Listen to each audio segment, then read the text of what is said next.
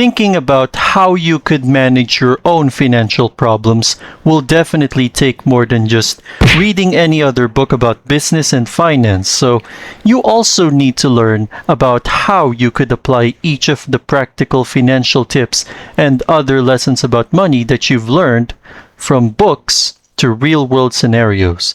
Just like when you're watching YouTube videos. You are learning from YouTube videos, but you also need to apply what you have learned, right? So when you are trying to make your first sale, for example, so you want the sale to be completed from your very first prospect, who is always fully interested in whatever product you are offering, because you have to know how you can strategize the sales processes, like the introductory part, the opening offer, the counter offer, the final negotiations to be made, the closing offer, and the conclusion part that will end the sale for good using your own mind as your most powerful asset to consider in any sales negotiations. You have got to know more about the numbers and all of the other analytical parts of a budgeting spreadsheet, for example. I don't have a budgeting spreadsheet with me right now, okay? Why? Because if you have absolutely no idea about how the computations used to work to obtain the most accurate results, then pretty much your financial literacy still needs significant improvements, and your mind needs to learn how to get used to reading all of those numbers. But that doesn't mean that you need to apply for a job as an accountant, okay? Even though that is not actually your dream job. The truth is, you've got to learn how you can solve any critical and frivolous problems with your mind. Because your mind is always the one doing all of the complicated thinking for you whenever you are faced with the same financial problems that you need to deal with. Because in life, we all need to rely on what we are putting into our minds so that we could focus more on how we need to solve any type of problem that we need to face in our daily lives. There is one motivational lesson, right, that I've learned about the mind, and this motivational lesson takes me back to Robert Kiyosaki, as he once said, okay, your mind is your greatest asset, so be careful what you put into it. There was also another relatable quote from Isaac Asimov, wherein he once said, man's greatest asset is the unsettled mind. Here's another one from ancient Roman Emperor Marcus Aurelius, where he wanted us to know that you always have power over your mind. Realize this and you will find strength. This quote came from his most influential book called Meditations, which literally became one of my all-time favorite self-help books.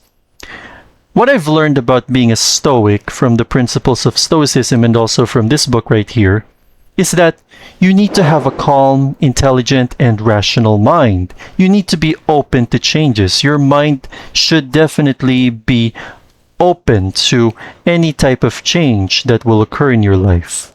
And of course, you also need to develop this heroic ability with your mind to change the world however you want to. So just continue learning all of what you need to know. And don't ever stop inputting into your mind only the good stuff. Okay, only the good stuff instead of just garbage disposal waste that should never even be learned by anyone in the first place. Based from the quote by Isaac Asimov, if your mind is unsettled, then that means that your mind never stops learning anything it wants to discover in real life. So pretty much it is never getting settled in learning everything that is still uncharted and undiscovered. There is literally no other way that your mind will be subconsciously locked away from any unlearned things that you should firstly study and meticulously review over and over again, like when you're trying to review for your exams. You can be able to input into your mind everything that you need to learn. And later on, you can also output openly all of the information that you want to discuss to anyone willing to learn almost anything from your mind, filled with a vast knowledge of information that you could endlessly share with your students if you are a teacher of pretty much any subject that you are so passionate about teaching in your classes. If I am a teacher, of course, I have to use my mind all the time in sharing all of what I have learned in the past to my students. So that's why I think you need to have a good mind. But that doesn't mean that you should always be so intelligent. Unique minds alike are always intertwiningly united to form a single and centralized organization of people who are outwardly transmitting different but valuable pieces of data around people who have been within the social circle of like-minded individuals for such a long time now. So don't forget to surround yourself with like-minded individuals who are also learning the same skills as you, because they are also trying to enrich their minds with everything that they need to learn about the skills that they're trying to master, if you get my point. So, with that being said, of course, don't forget to remember that your mind is always actively ready to get itself exposed to tidbits of any new information that you want to learn.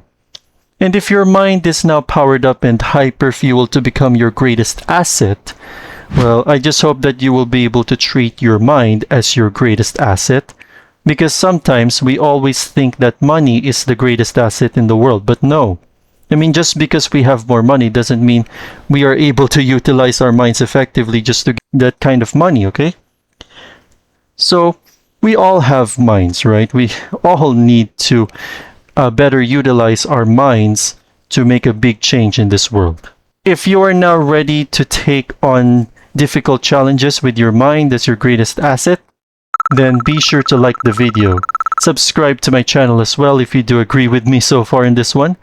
And of course, I hope that I could catch you all in the next video. If you would like to watch another video about my own perceptions with regards to money in the form of a short story video, then be sure to click the video right here as the video that you will want to watch next. Thank you all so much for watching, and I hope to see you all again in the next video. Have a great day, everyone, and goodbye.